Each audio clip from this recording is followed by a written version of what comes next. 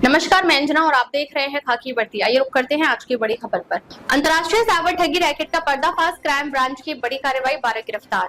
Crime branch यानी unit 2 की team ने कांदीवली यानी पूर्व स्थित डीजी सर्च कंसल्टेंसी और प्रीडित लॉजिस्टिक प्रॉपर्टी लिमिटेड नामक फर्जी कंपनियों पर छापा मारकर बड़े साइबर ठगी रैकेट का भंडाफोड़ किया। गुप्त सूचना के आधार पर पता चला था कि ये कंपनियां विभिन्न बैंकों के नए बचत करंट खाते, पासबुक, चेकबुक, ईमेल आईडी और पासवर्ड तथा सिम कार्ड हासिल कर उन्हें एक्टिवेट करके साइबर ठगी के लिए देश भर में भेज रही थी।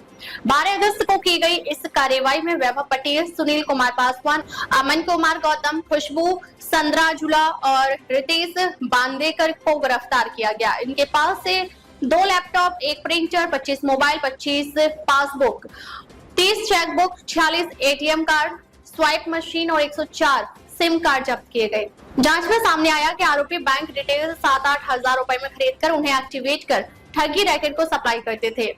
इस मामले में अब तक 12 आरोपी गिरफ्तार हो चुके हैं और 67/2025 धारा 318-3/2023 के तहत केस दर्ज किया गया है। लैपटॉप की तकनीकी जांच में 943 बैंक खातों का उपयोग हुआ, जिनमें से 181 खाते साइबर ठगी में इस्तेमाल किए गए। हेल्पलाइन 1930 पर आई 339 शिकायतों में से मुंबई की 14, महाराष्ट्र की 12 और अन्य राज्यों की 33 एफआईआर दर्ज की गई है।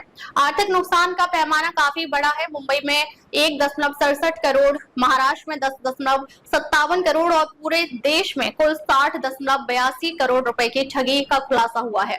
क्राइम ब्रांच की सफलता साइबर अपराध के खिलाफ एक अहम कदम मानी जा रही है। डीसीपी राजतिलक रोशन के अनुसार मुंबई क्राइम ब्रांच की यूनिट 2 ने कांदिवली इलाके में छापेमारी कर एक साइबर फ्रॉड करने वाले गैंग का भंडाफोड़ किया है। मुंबई क्राइम ब्रांच ने इस मामले में 12 आरोपियों को गिरफ्तार किया है, जिनमें एक महिला शामिल है। मुंबई क्राइम ब्रांच ने मौके से 2 लैपटॉप, प्रिंटर, 25 मोबाइल फोन, 25 अलग अलग बैंक अकाउंट के passbook, 30 chequebook, 46 ATM card, swipe machine, अलग अलग मोबाइल कंपनियों के 104 सिम कार्ड बरामद किया। मुंबई क्राइम ब्रांच के डीसीपी राजतिलक रोशन ने बताया कि इस प्रकार का फ्रॉड पिछले 1.5 सालों से कर रहे थे। 60 करोड़ का फ्रॉड कर चुके हैं। क्राइम ब्रांच अब पकड़े गए आरोपियों के पास से साइबर फ्रॉड में शामिल 900 से ज्यादा लोगों की तलाश कर रही है, जिन लोगों ने रुपयों की लालच में अपने बैंक के खातों को बेचा है। मतलब आने वाले समय में क्राइम ब्रांच उन लोगों को भी आरोपियों में शामिल कर रही है जिन लोगों ने खाते बेचे हैं। इस सफल कार्रवाई का श्रेय माननीय पुलिस आयुक्त ब्रह्म मुंबई श्री देवेन भारती, माननीय पुलिस सह आयुक्त यानी क्राइम की लक्ष्मी गौतम, माननीय अपर पुलिस आयुक्त श्री शैलेश बलकवड़े, माननीय पुलिस उप आयुक्त श्री राजतिलक रोशन, माननीय सहायक पुलिस आयुक्त डी दक्षिण श्री दिनकर शिलवट्टे के मार्गदर्शन में क्राइम ब्रांच यूनिट 2 के प्रभारी पुलिस निरीक्षक श्री दिलीप तेजनकर व उनकी टीम को जाता है। मुंबई के तारदेव इलाके में वेलिंगटन बिल्डिंग विवाद निवासियों को बेदखल नहीं होने दिया जाएगा, पूर्व सांसद गोपाल शेट्टी।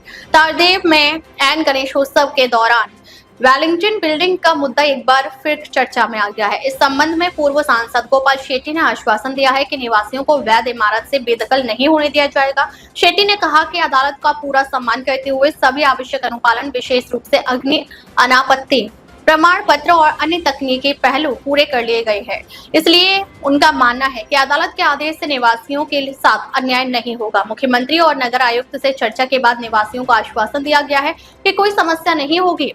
उन्होंने यह भी स्पष्ट किया कि गणपति विसर्जन से पहले इमारत को प्रमाणित कराने के प्रयास जारी हैं। पूर्व सांसद शेट्टी ने कड़ी चेतावनी देते हुए कहा, अगर निवासियों को बेदखल करने का कोई प्रयास किया गया तो भारतीय जनता पार्टी सबसे पहले इसका विरोध करेगी। उम्मीद है कि इस विवाद का जल्द ही कोई संतोषजनक समाधान निकल आएगा।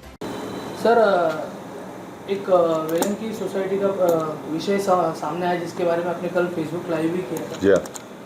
ये मुंबई हाईकोर्ट से फिर सुप्रीम कोर्ट तक जाकर फिर मुंबई हाईकोर्ट तक आया है मैटर, क्या कहते हैं? नहीं, निश्चित वेलिंगटन सोसाइटी का जो मैटर है वो हाई कोर्ट, फिर सुप्रीम कोर्ट, फिर वापस हाई कोर्ट में आने के बाद 3 हफ्ते का समय दिया है। बार बार इसके ऊपर चर्चा हुई है।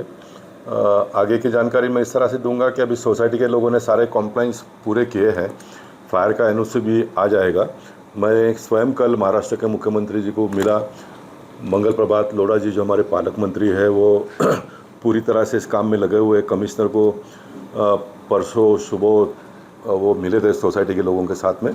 कमिश्नर भी बाकी के सारे काम को जल्दी से जल्दी पूरा करने का आदेश फायर ब्रिगेड के लोगों को दिया है और मैं मानता हूं कि 1-2 दिन में सारी प्रक्रिया पूरी हो जाएगी और महाराष्ट्र के मुख्यमंत्री ने कमिश्नर के साथ में बात करने के बाद में कमिश्नर साहब स्वयं कोर्ट को ये जानकारी देंगे और मुझे लगता है कोर्ट इसमें समय देगी और आने वाले दिनों में। और सिर्फ अभी पैसे भर के रेगुलाइज करना बिल्डिंग को इतना ही बाकी है। बिल्डिंग को रेगुलाइज भी वो करना है जो नए रूल के हिसाब से बालकनी इंक्लूजन हो गया वही। बाकी बिल्डिंग में कोई ऐसा इलीगल काम FSI का वायलेशन हुआ है ऐसा कुछ भी नहीं है। लेकिन नए रूल के हिसाब से अगर सोसाइटी के लोग कर लेते हैं तो उनकी प्रॉपर्टी की भी वैल्यू बढ़ जाएगी और कॉरपोरेशन को भी जो भी रेवेन्यू आना है वो आ जाएगा। ये पूरे मामले में थोड़ा कोर्ट ने कड़क रुख अपनाया है ऐसा लोगों का भी कहना है और हमको भी ऐसा लगता है। लेकिन मैं न्यायालय को भी धन्यवाद देना चाहूँगा कि ये कड़क रुख अपनाने की वजह से ही बाकी सारे काम भी पूरे हो गए। ऑफिसर लोग ने भी अपना अपना योगदान दिया है। तो कभी कभी जैसे बच्चे हम छोटे थे तो माँ बाप डांटते तो हमको ख़राब लगता था, लेकिन आज लगता है कि सही था वो। वैसे ही न्यायालय ने भी पितृत्व का भूमिका में आने के बाद में थोड़ा डांट लगाया, थोड़ा फटकार लगाया, खाली कर देंगे इस प्रकार का धमकी भी दिया है। ऐसा कहेंगे तो उसमें कोई गलत हुआ है ऐसा मानने का कोई कारण नहीं है। इसी की वजह से काम में गति आई है ऐसा मुझे लगता है। 3 हफ्ते में ही खाली करने का उनको नोटिस जारी किया गया है। अभी हाल ही में गणपति के वक्त उसे खाली करने का नोटिस दिया गया है, क्या करेंगे? ये योगायोग है कि 3 हफ्ता 27 तारीख को पूरा हो रहा है और 27 को गणपति बापा का आगमन होने वाला है और गणपति बापा ये विघ्न हरता है, जो भी संकट है उसको दूर करेंगे वो। इसलिए गणपति बापा आने के समय किसी को भी घर खाली करना पड़ेगा ऐसा मुझे लगता नहीं है। सारे कॉम्प्लाइंसेस पूरा करने के बाद में भी अगर फिर भी अगर कोई ऐसी परिस्थिति आती है कि लोगों को खाली करने का आदेश अगर होता है तो मुंबई भारतीय जनता पार्टी पूरा ताकत के साथ में वेलिंगटन सोसाइटी के लोगों के साथ में खड़ी रहेगी। कहीं ना कहीं सोसाइटी के साथ अन्याय भी हो रहा है, दिखने में आ रहा है कि मुंबई हाईकोर्ट से फिर सुप्रीम कोर्ट से फिर मुंबई हाईकोर्ट में उनको अपील करने के लिए कहा जा रहा है, जिसके लिए खाली करने का जो नोटिस दिया गया है उसके बिहाफ में कुछ दिनों का वक्त मांगो ऐसा कहा जा रहा है, क्या कहें? नहीं, इसमें थोड़ा टेक्निकल मुद्दा ये है कि सोसाइटी, महानगर पालिका, फायर ब्रिगेड और वो सोसाइटी के रहने वाले कुछ लोग ऐसे चारों लोग मिलकर कोर्ट में गए और इसलिए थोड़ा ये पेचीदा मामला हो गया। बाकी इतना कोई गंभीर मामला था नहीं है, क्योंकि ऑक्यूपेशन सर्टिफिकेट के बगैर लोग रह सकते इस प्रकार का कॉर्पोरेशन का सर्कुलर है। सिर्फ 500 रुपया पेनल्टी भरना पड़ता है ऑक्यूपेशन लेते समय। ऑक्यूपेशन नहीं है इसलिए किसी को घर खाली करवाना ये कोई बहुत गंभीर बात नहीं है। लेकिन ऑक्यूपेशन भी लोगों ने लेना चाहिए, ये भी उतना ही सही है, लेकिन अभी हो जाएगा। आपकी भूमिका क्या रहेगी? हमारी भूमिका कॉरपोरेशन के ऑफिसर लोग जो हैरान परेशान लोगों को करते हैं वो न करे। सारे कॉम्प्लेक्स उन्होंने पूरा करने के बाद में NOC दे देना चाहिए। NOC दे देंगे तो कोई बचता ही नहीं है इसमें। इसलिए हमने जो हमारी भूमिका थी वो मंगल जी तो पहले दिन से ही लगे हुए हैं और उन्होंने मुझे भी बोला आप भी ध्यान डालो, तो मैंने भी मुझसे जो कुछ भी हुआ है मैंने पूरा कर लिया है।